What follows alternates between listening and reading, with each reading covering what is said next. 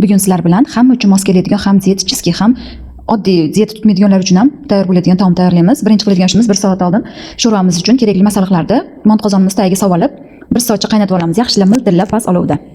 Va sho'rvamiz pishgungacha farshlarimizni tayyorlab, pomidorlarimizni ichini shunaqa ajratib olib, ichiga tayyor farshimizdan solamiz. Siz xohlagan go'shtingizdan foydalansangiz bo'laveradi. Men mol go'shtidan foydalandim, yog'li joyidan va pomidorimizga shunaqa solib chiqamiz. Bolgarskilarimizni ham ichiga shunaqa farshlarimizni solib chiqamiz. Qaranglar qanaqa chiroyli chiqadi. Ishtaha ochadigan bo'lib. Siftellarni ham tayyorlab oldim. Endi mont qozonimizni listlarini yaxshilab yog'lab chiqamiz, tayyorlarga yopishib qolmasligi uchun. Yog'lab, birin-ketin qolgan masalliqlarimizni, tayyor masalliqlarimizni terib chiqamiz. Birinchi men bolgarskilar terdim, siftellarimizni terib chiqdim.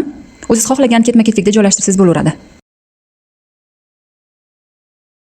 Chuchvaradan ham foydalandim. Tayyorlab muzlatishga qo'yib qo'ygan edim, shularni olib yana terib chiqdim. Va birin-ketinlik bilan hammasini terib chiqamiz.